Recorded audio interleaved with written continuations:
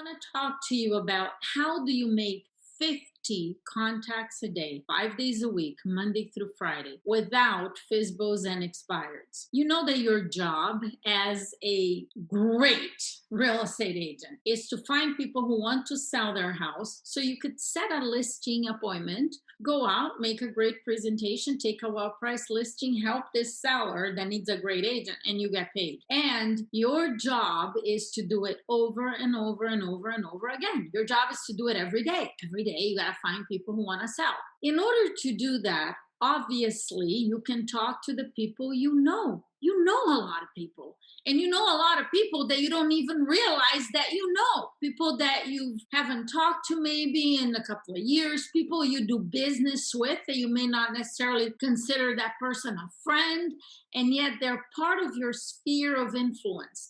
There's no question that you should be talking to these people on a regular basis, because when you talk to people like that, people that you know, it's not like you talk to them once and you're going to become top of mind for them. Okay.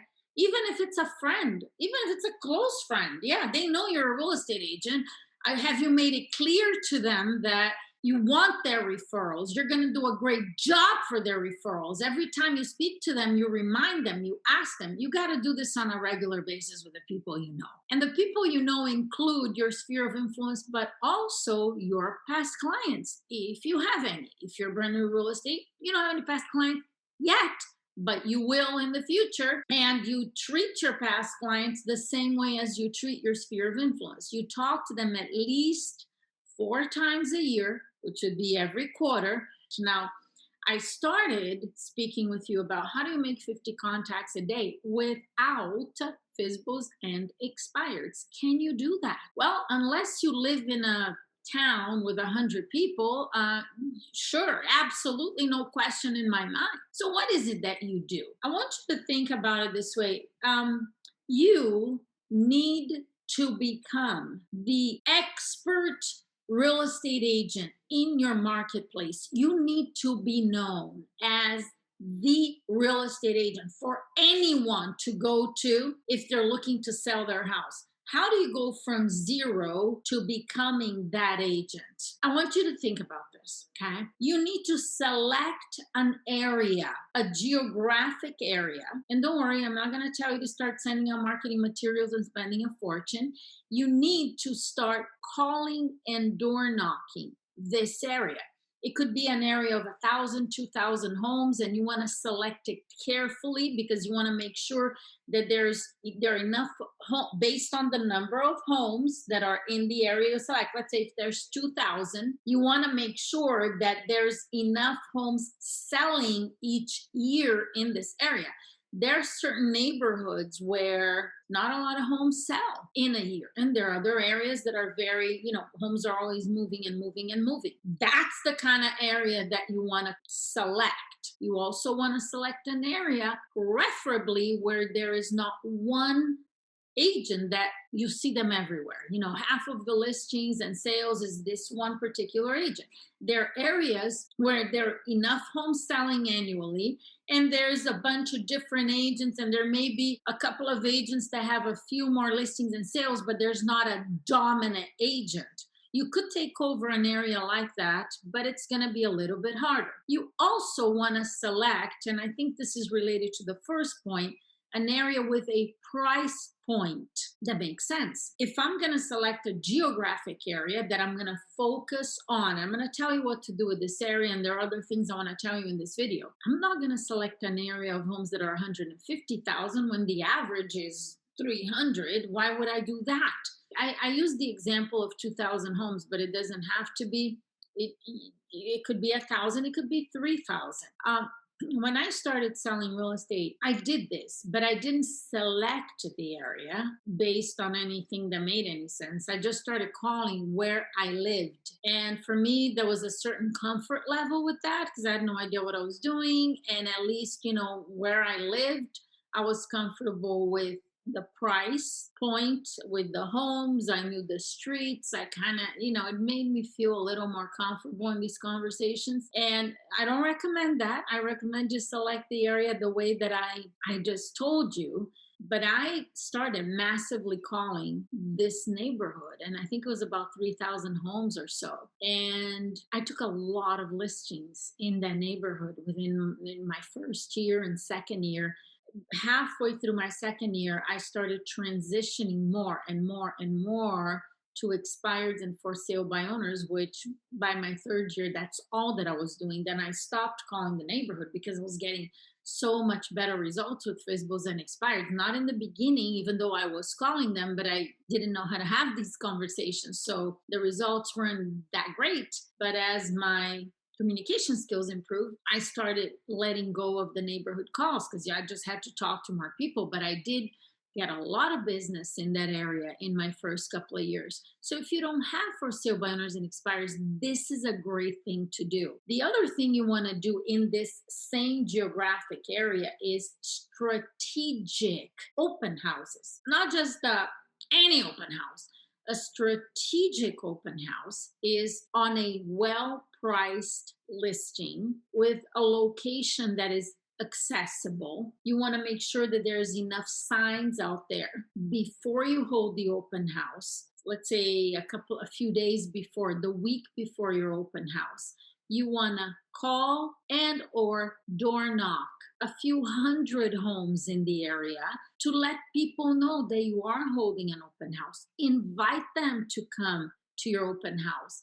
Ask them if they know anyone that wants to buy in the area that might be interested in coming to your open house. When you do this and you do it consistently in a geographic area, people are going to start to remember your name. You call once, they have no idea who you are. You call the second time, the third, the fourth time. They're going to, when you say, oh, hi, this is Jackie with so and so real estate. Oh, hi, Jackie. They're going to start knowing who you are. They're going to start associating you with real estate. They're going to start thinking of you when they want to buy or sell. You want to work with sellers, but they may look for you or even refer people to you if anybody wants to buy or sell.